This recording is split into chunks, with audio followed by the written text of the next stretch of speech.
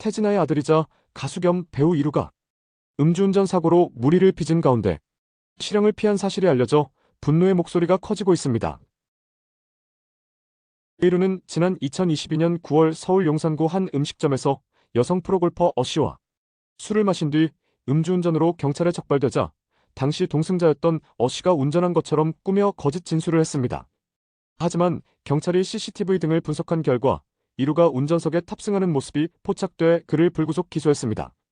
2022년 12월 위 사건과 별개로 술을 마신 지인에게 자신의 차량을 운전 및 주차하게 음주운전을 방조한 혐의도 받았습니다.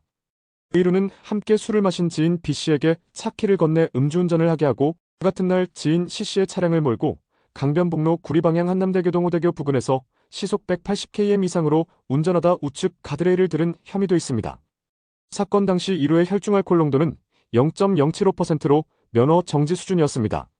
이에 이루는 범인도피 방조, 음주운전 및 과속 등 총 4개의 혐의를 받아 6월 징역 6개월, 집행유예 1년, 벌금 10만 원을 선고받았습니다.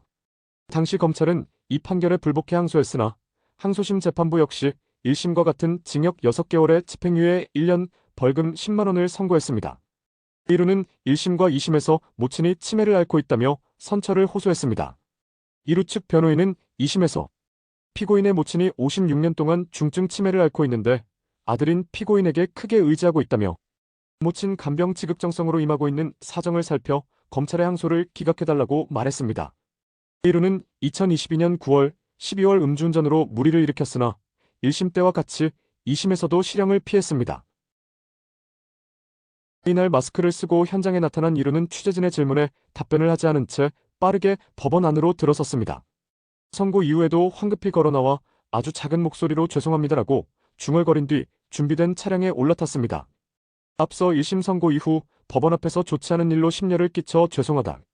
피해를 보신 모든 분들께 사과의 말씀을 드린다. 앞으로는 깊이 반성하며 다시는 이런 행동을 하지 않고 최선을 다해 살아가겠다며 고개를 숙였던 것과는 상반된 모습입니다. 이에 누리꾼들은 실형 피하니까 바로 태도 돌변, 역시 불륜과 음주운전이 조화로움이란 치가 떨린다. 태진아가 힘이 좋긴 한가 봐. 어이가 없네라며 분노했습니다.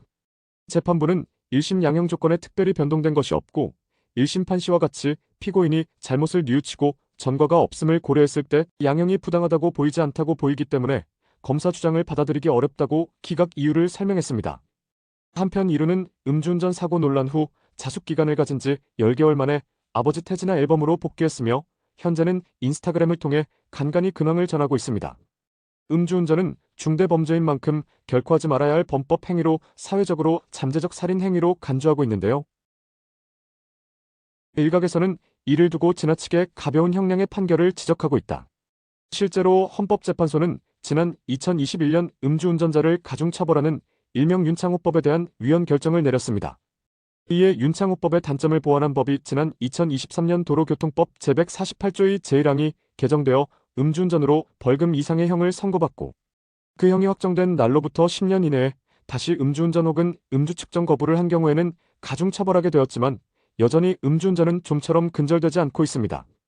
최근 이루는 자숙 중인 근황을 결혼식장에서 공개했습니다. 최근 5월 20일 배우 출신 최시훈과 결혼식을 올린 에일리는 23일 자신의 SNS에 여러 장의 결혼식 사진을 게재했습니다. 사진에는 아버지 태진아와 이루가 함께한 장면도 담겨 있었습니다.